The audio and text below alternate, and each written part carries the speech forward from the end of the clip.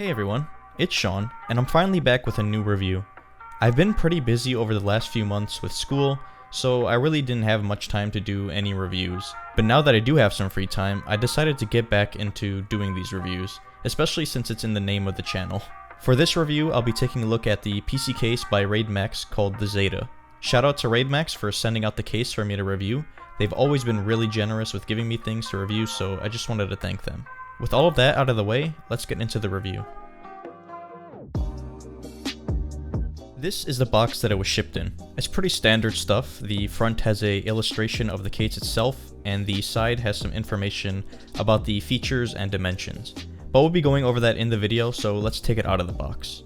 Like many of the other cases I've reviewed, this case comes packaged very well with styrofoam padding, and it's wrapped in plastic. This is a good because it's pretty much guarantees it won't come scratched or broken. So, here's the case. Right off the bat, I can say the case has a very nice design and is actually one of my favorites of the cases that I've reviewed so far. Keep in mind that this case is the standard Zeta, and Raidmax also has a Zeta RGB, which comes with their RGB ring fans, whereas this one only comes with a single white LED ring fan at the rear. The Zeta is only $50, so it's very budget friendly, and I'll go into why I think it's worth a buy. The main side of the case is tempered glass and not plastic, which is great to see, and it's also screwed in with regular thumb screws, making removal very easy. The back side of the case is pretty normal. It has a convex design giving you some extra room to shove some wires into, which is great for me since I don't do much cable management in the back of my PCs.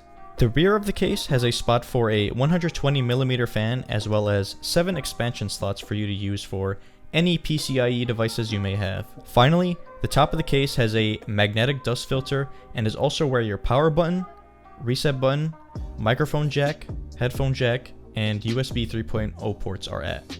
The front of the case is removable, which is very simple to do and only requires you to snap it off, and it snaps back in just as easily. The front grille can hold up to a 360mm radiator or 3 120mm case fans. The top of the case can also hold a 360mm radiator or, of course, 3 120mm case fans. While we're on the subject of dimensions, I'd like to go over those for the case itself. The height of the case is 18.7 inches, the width is 8.6 inches, and the length is 18.34 inches.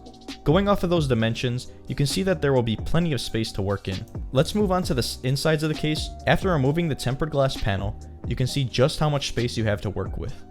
There's plenty of room to fit a huge GPU like mine, and can fit any kind of radiator you want, or case fans you may have. There's also plenty of cable routing holes, and that'll help you organize all the wires, which is great. In the back, there isn't as much room as you would think. However, I had an easier time working in the back of this case as I have with any of the other ones I've ever reviewed. Back here, you'll find a bay for 2 mechanical hard drives, a spot for your PSU, of course, and there's 2 spots for SSDs. There was also a plastic bag here that had some items that will help you during the building of your PC, so let's take a look at what was inside. The bag contained 4 zip ties, an internal speaker as well as an assortment of screws, and the user manual. With all of this out of the way, let's get into the final build and give you my final thoughts on this case. So here's how the final build looks for me. Don't ask about the purple fans that are randomly in there. At the moment, they're the only extras I have until I get some more of the white ring fans to put everywhere. I'm a huge fan of black cases, so the fact that this case is that color is a huge plus for me.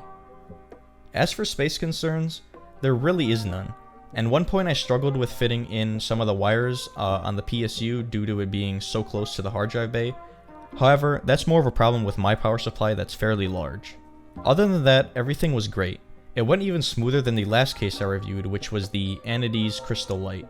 I had so many problems trying to fit my recent 2 GPUs in it that I expected the same from this case.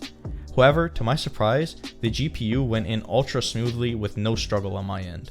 I would definitely recommend this case if you like your cases to be minimalistic and not super flashy.